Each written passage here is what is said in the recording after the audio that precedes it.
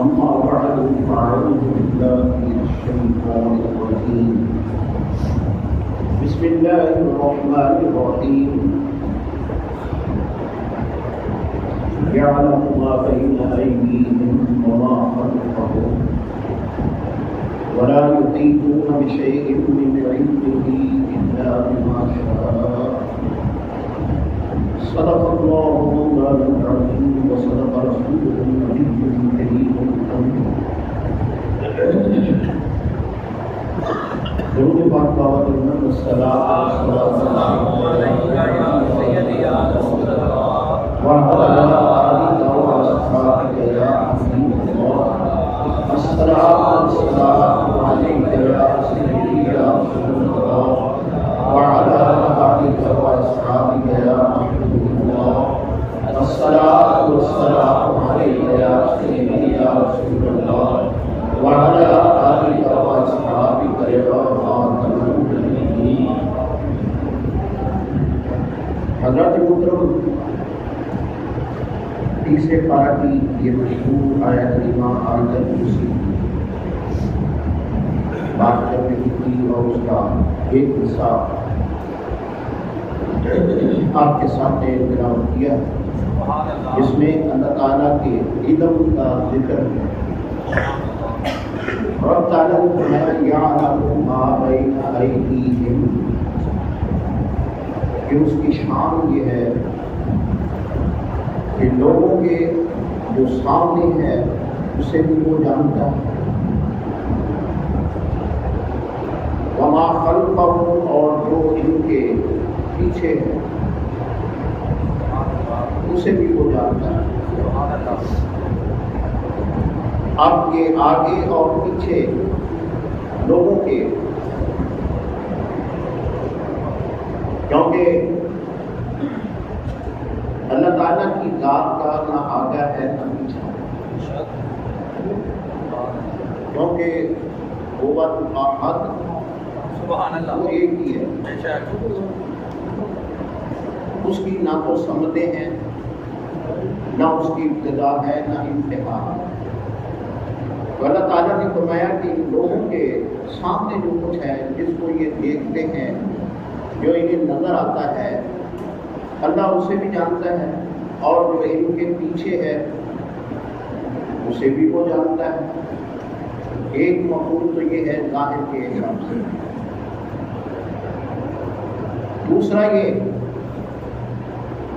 کہ جو ان کے سامنے ان کے پاس ہے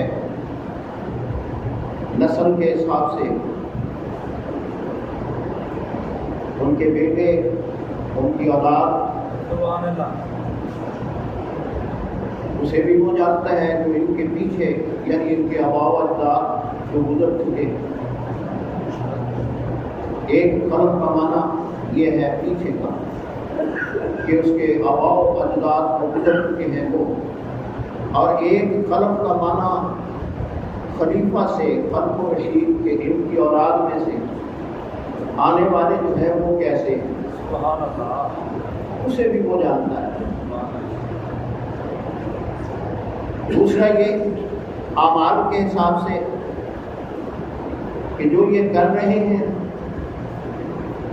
اسے بھی وہ جانتا ہے، جو کر چکے ہیں اسے بھی وہ جانتا ہے، جو کریں گے اسے بھی وہ جانتا ہے.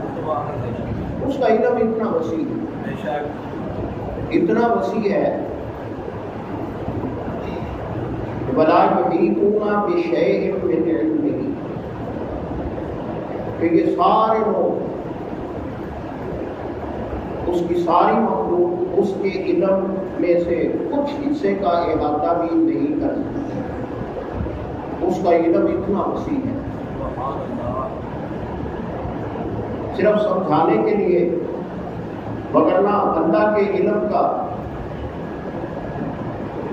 جیسے اس کی ذات لامحدود ہے، اس طرح اس کا علم بھی لامحدود ہے. سبحان اللہ، سبحان اللہ. اس کی ہر صفت وہ لامحدود ہے. تو صرف سمجھانے کے لیے کہ کائنات کا سارا علم جو لوگوں کے پاس تھا، جو ہے، جو قیامت تک ہوگا،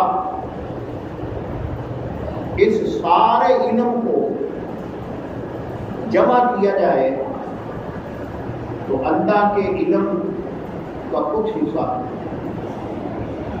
معمولی سا شیء من علم ہی، اس کا علم اتنا وسیع ہے۔ تو علم کے حوالے سے آج چونکہ یوم سیدنا علی المرتضیٰ بھی ہے، تو ان کی شان علم کے حوالے سے کہ اللہ تعالیٰ نے کائنات میں سب سے زیادہ علم کتنا کہ پوری کائنات انبیاء و رسل ان کا علم ایک طرف اور آقا کریم علیہ السلام کا علم ایک طرف۔ سبحان اللہ، سبحان اللہ۔ آقا کریم علیہ السلام خود فرماتے ہیں انا مدینۃ العلم وعلی بابها، میں علم کا شہر ہوں اور علی اس کا دروازہ ہے۔ سبحان اللہ، بے شک۔ اور صرف یہ حدیث اتنی نہیں ہے، فرمایا کہ حضرت ابو بکر صدیق رضی اللہ تعالیٰ عنہ و ابو بکر اساسها، اس علم کی بنیاد، اس شہر کی، علم کے شہر کی بنیاد وہ ابو بکر و عمر جدرانها، اور اس علم کے شہر کی دیواریں وہ عمر فاروق ہیں، وعثمان سقفها، اور حضرت عثمان غنی رضی اللہ تعالیٰ عنہ اس شہر کی چھت ہے، وعلی بابها، اور فرمایا کہ اس شہر کا دروازہ علی المرتضیٰ۔ اور آپ کو یہ پتہ ہے کہ شہر میں داخل ہونے کے لیے دروازے سے ہی داخل ہوا جاتا ہے، تو پتہ یہ چلا کہ اگر علم حاصل کرنا ہو تو علم حاصل کرنے کے لیے سیدنا علی المرتضیٰ شیر خدا رضی اللہ تعالیٰ عنہ کی قدم بوسی کرنا پڑتی ہے، کیونکہ جو دروازے سے گزرتا ہے